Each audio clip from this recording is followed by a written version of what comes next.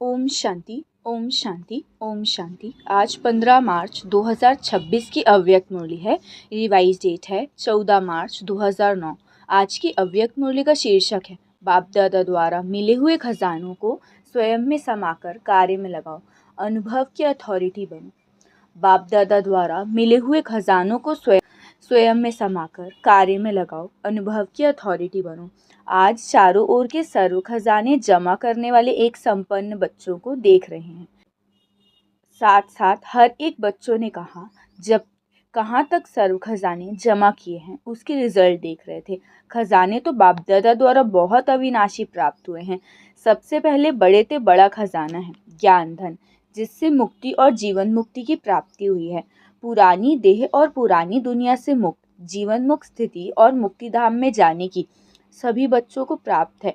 साथ में एक ज्ञान का खजाना नहीं लेकिन योग का भी खजाना, जिससे सर्व शक्तियों की प्राप्ति होती है। साथ साथ धारणा करने का खजाना, जिससे सर्व गुणों की प्राप्ति होती है। साथ साथ सेवा का खजाना, जिससे दुआओं का खजाना, खुशी का खजाना प्राप्त होता है। साथ साथ सबसे बड़े से बड़ा खजाना वर्तमान संगम युग का है, समय का है, क्योंकि सारे कल्प में ये संगम युग का समय अमूल्य खजाना है। इस संगम युग के समय का एक एक संकल्प व एक एक घड़ी बहुत अमूल्य है, क्योंकि संगम युग समय पर ही बाप दादा और बच्चों का मधुर मिलन होता है। और कोई भी युग में परमात्मा बाप और परमात्मा बच्चों का मिलन नहीं होता। साथ साथ यही समय है जिसमें बाप दादा द्वारा सर्व खजाने प्राप्त होते हैं। ये जमा होने का युग ही है और कोई भी युग में जमा का खाता जमा करने की बैंक नहीं, सिर्फ इसी में है।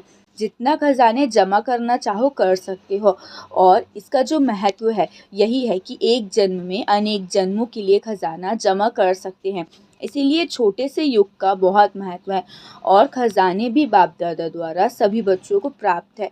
बाप सभी को देखते हैं, लेकिन खजानों को जमा करने में हर एक बच्चा अपने पुरुषार्थ अनुसार करता है। बाप देने वाला भी एक है और एक जैसा सबको देता है, एक ही समय पर देता है। लेकिन धारण करने में क्या देखा कि बाप ने एक जैसा दिया, लेकिन धारणा करने में हर एक अपना अपना पुरुषार्थ रहा, हर एक का अपना अपना पुरुषार्थ रहा। क्योंकि खजाने को धारण करने के लिए एक तो अपने पुरुषार्थ से प्रारब्ध बना सकते हैं, दूसरा सदा स्वयं संतुष्ट रहना और सर्व को संतुष्ट करना, संतुष्टता की विशेषता से खजाना जमा कर सकते हो। और तीसरा सेवा से, क्योंकि सेवा से सर्व आत्माओं को खुशी की प्राप्ति होती है, तो खुशी का खजाना प्राप्त कर सकते हो। अपना पुरुषार्थ और सर्व को संतुष्ट करने का पुरुषार्थ और तीसरा सेवा का पुरुषार्थ, इन तीनों प्रकार के खजाने जमा कर सकते हो। खजाने जमा करने में विशेष संबंध संपर्क में आने में एक तो निमित्त भाव, निर्माण भाव, निस्वार्थ भाव, हर आत्मा प्रति शुभ भावना और शुभकामना रखने की आवश्यकता है। अगर सेवा में व संबंध संपर्क में तो पुण्य का खाता और दुआओं का खाता बहुत सहज जमा कर सकते हैं। बाप दादा सबके पोता मिल देख रहे थे, तो क्या देखा? चारों ओर बच्चों में नंबरवार देखा। एक बाप है, एक समय पर देते हैं, लेकिन जमा करने के दो प्रकार के बच्चे। जमा हुआ जो खजाना है उसको खाया, जमा भी किया और खा के ख़त्म कर देते हैं। दूसरा खाया, जमा किया और जमा करने में अटेंशन दे के बढ़ाया भी। खजाने बढ़ाने का साधन है जो मिले समय पर जो परिस्थिति आती है उस परिस्थिति अनुसार कार्य में लगाना। जो कार्य में लगाते हैं स्थिति द्वारा परिस्थिति को बदल सकते हैं, उनका जमा होता है। जो कार्य में नहीं लगाते तो जमा नहीं होता। तो हर एक अपने आप से पूछो कि समय पर अपने प्रति व दूसरों के प्रति कार्य में लगाते हो? जितना कार्य में लगाएंगे उतना बढ़ते जाएगा, क्योंकि कार्य में लगाने से अनुभव होता जाता है, तो अनुभव की अथॉरिटी ऐड होती जाती है। तो चेक करो, अपने आप से पूछो कि ये सारे खजाने जमा हैं और बढ़ाने का साधन समय पर कार्य में लगाते हैं, अनुभव की अथॉरिटी बढ़ती जाती है, क्योंकि अथॉरिटीज़ में सबसे ज़्यादा अनुभव की अथॉरिटी होती है। अब बाबा ने देखा जो खजाना मिलता है अपने समाने का प्रयत्न भी करते हैं, लेकिन अब जो खजाने मिलते हैं ना उसके लिए दो प्रकार के बच्चे, एक सुनने वाले और दूसरे समाने वाले। कई बच्चे सुन के बहुत खुश होते हैं, लेकिन सुनना और समाना दोनों में बहुत फ़र्क है। समाने वाले अनुभवी बनते जाते हैं, क्योंकि समाया हुआ समय पर कार्य में लगाते, खजाने भी बढ़ाते रहते हैं। सुनने वाले वर्णन करते हैं, बहुत अच्छा सुनाया, बाबा ने बहुत अच्छी बात बोली, लेकिन समाने के बिना समय पर काम में नहीं लगा सकते। तो आप सभी चेक करो, समाने वाले हो, थोड़ा भी अगर कम होगा, भरपूर नहीं होगा तो हलचल होगी, लेकिन समाया हुआ फूल होगा तो हलचल नहीं होगी। इसीलिए आज बाप दादा ने सबके खजाने चेक किया, सुनाया ना कि 2 प्रकार के बच्चे हैं। अभी अपने आप को चेक करो कि मैं कौन। खजाने को बढ़ाना अर्थात समय पर कार्य में लगाना। जितना कार्य में लगाते जाते उतना खजाना बढ़ता जाता, क्योंकि जो भी खजाना है, खजाने का मालिक खजाने को कार्य में लाता है, खजाना अपने को कार्य में नहीं लाता। तो आप सभी सर्व खजाने बाप ने वर्षे में दिए हैं, तो बाप के खजाने को अपना खजाना बनाना, ये हर एक अपना अटेंशन देना, क्योंकि जितना खजाना भरपूर होगा उतना ही भरपूर अवस्था में अचल अडोल होंगे। बाबा यही चाहता है कि एक एक बच्चा संपन्न हो, कम नहीं हो, क्योंकि ये चांस बाप द्वारा अविनाशी खाता जमा होना ये सिर्फ अभी हो सकता है। इसलिए कहा भी हुआ है, अभी नहीं तो कभी नहीं। ये संगम युग का समय, इसीलिए गायन है, भविष्य में तो जमा किया है, उसका फल प्राप्त करेंगे ना, लेकिन प्राप्ति का समय सिर्फ अभी है। इसका जितना भंडारा भरपूर है, उसके नैनों से, चलन से, चेहरे से मालूम होता है। उसकी चलन और चेहरा ऐसे लगेगा जैसे खेला हुआ गुलाब का पुष्प। बाप दादा हर एक के चलन और चेहरे से देखता रहता है कि कितना हर्षित, कितना खुश मिजाज रहता है। नैनों से रूहानियत, चेहरे से मुस्कुराहट और कर्म से हर एक गुण सभी को अनुभव होता है। तो हर एक अपने आप को चेक करो। बाबा की हर एक बच्चे में यही शुभ भावना है। हर एक बच्चा अनेक आत्माओं को ऐसा खजानों से संपन्न बनावे। आज विश्व की आत्माएं सभी चाहती हैं कुछ न कुछ आध्यात्मिक शक्ति मिल जाए, और आप दाता ब्राह्मण आत्माएं ही हैं, क्योंकि होलीएस्ट, हाईएस्ट और रिचेस्ट आप आत्माएं हो। तो सभी अपने को अभी विशेष सेवाधारी समझते हो। आज के समय अनुसार विश्व की आत्माओं को आवश्यकता किस चीज़ की है? खुशी, शक्ति और स्नेह की आवश्यकता। किन 30 चीज़ों की आवश्यकता है? खुशी, शक्ति और स्नेह की आवश्यकता। आत्मिक स्नेह चाहते हैं, लेकिन आप ब्राह्मण आत्माएं अभी समय अनुसार दाता बनो। मनसा से शक्तियाँ दो, वाचा से ज्ञान दो और करुणा से गुणदान दो। ब्रह्मा बाप ने अंत में 3 शब्द सभी बच्चों को सौगात में दिए, याद है ना? इन 3 शब्दों को अगर सेवा में लगाओ तो बहुत आत्माओं को संतुष्ट कर सकेंगे। वो 3 शब्द है निराकारी, निरअहंकारी और निर्विकारी। कौन कौन से 3 शब्द बाबा ने सेवा में लगाने को कहा है? पहला निराकारी, दूसरा निरअहंकारी और तीसरा निर्विकारी। इसके ऊपर पहले बताया था कि जो आत्माएं हैं उनको खुशी, शक्ति और स्नेह की आवश्यकता है। तो मनसा द्वारा निराकारी, वाचा द्वारा निरअहंकारी और कर्मणा द्वारा निर्विकारी, ये 3 शब्द सेवा में लगाओ। अभी विश्व को आपके शक्ति द्वारा थोड़ा सा दिल का आनंद, सुख की प्राप्ति हो। सब निराश हैं और आप विश्व के लिए आशाओं के सितारे हो।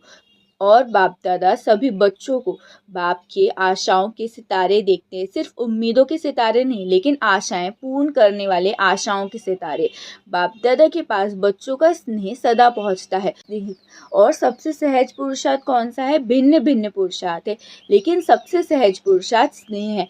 स्नेह में मेहनत भी मोहब्बत के रूप में बदल जाती है। तो आपके स्नेही बनना अर्थात सहज पुरुषार्थ करना। स्नेह में आप सभी अपने को स्नेही समझते हो, कभी कभी नहीं, सदा स्नेही। जो अपने को सदा स्नेह के सागर में समाये हुए समझते हैं, सदा स्नेह के सागर में समाया हुआ, डुबकी लगाने वाले नहीं, समाये हुए। तो जो समझते हो वो हाथ उठाओ। बाबा कह रहे हैं कि बाबा ऐसे अधिकारी आत्माओं को देख के खुश भी हो रहे हैं और दुआएं भी दे रहे हैं। सदा अथक बन उड़ते चलो। कभी भी अगर कोई परिस्थिति आती है तो स्व स्थिति को नीचे ऊपर नहीं करो। स्व स्थिति के आगे परिस्थिति कुछ नहीं। अच्छा, अब बाबा ने कहा है तो सदा यही याद रखो, हम वाह वाह बच्चे हैं, चाहे पुरुषार्थी हैं लेकिन वाह वाह बच्चे। बाप के वाह वाह बच्चे बाप के साथ ही चलेंगे, ये तो नहीं जाएंगे ना। बाप तो कहते हैं हर एक बच्चे को स्नेह की गोदी में साथ ले जाएंगे, तो तैयार रहो। तैयार हैं? रास्ते में रास्ते में रुक तो नहीं जाएंगे, साथ चलेंगे क्योंकि वादा है, वादा तो निभाने वाले हो ना। अभी बाप दादा यही चाहते हैं, फरिश्ता रूप अपना इमर्ज करो, चलते फिरते फरिश्ता ड्रेस वाले अनुभव कराओ। बाप दादा ने ड्रिल सुनाई है ना, वस्त्र बदली करने की आदत तो है ना, तो जैसे शरीर की ड्रेस बदली करते, ऐसे ही आत्मा का स्वरूप फरिश्ता बार बार अनुभव करो। फरिश्ता की ड्रेस पसंद है ना, जैसे ब्रह्मा बाप अव्यक्त फरिश्ता रूप में वतन में बैठे, ऐसे बाप समान आप सब भी चलते फिरते फरिश्ता रूप में अनुभव करो, क्योंकि फरिश्ता रूप होगा तभी देवता बनेंगे। जैसे बाप के 3 रूप याद रहते हैं ना, बाप के 3 रूप कौन से? बाप, टीचर और सदगुरु। ऐसे आपने अपने भी 3 रूप याद करो, ब्राह्मण सो फरिश्ता और फरिश्ता सो देवता, ये 3 रूप पक्के करो। कभी ब्राह्मण की ड्रेस पहनो, कभी फरिश्ते की, कभी देवता की। इस 3 रूप में स्वतः ही त्रिकालदर्शी की सीट में बैठ साक्षी होके हर कार्य करते रहेंगे। तो सभी से बाप दादा यही चाहते हैं कि सदा बाप के साथ रहें, अकेले नहीं बनो। साथ रहेंगे तब चल सकेंगे, अगर कभी कभी रहेंगे तो साथ कैसे चलेंगे? स्नेही को कभी भूल नहीं सकते। सारे दिन में ये अभ्यास करते रहो, अभी अभी ब्राह्मण, अभी अभी फरिश्ता, अभी अभी देवता। अच्छा, चारों ओर के सर्व बच्चों को जो सदा खजाने से संपन्न है, सदा अपनी चलन और चेहरे से सेवाधारी हैं, क्योंकि आप सबका वादा है हम विश्व परिवर्तक बन विश्व का परिवर्तन करेंगे, तो चलते फिरते भी सेवाधारी, सेवा में तत्पर रहते, ऐसे विश्व सेवाधारी, विश्व परिवर्तक, हर एक को बाप के खजाने से भरपूर करने वाले बाप दादा के चारों ओर के बच्चों को बाप दादा का याद प्यार, दिल की दुआएं और नमस्ते।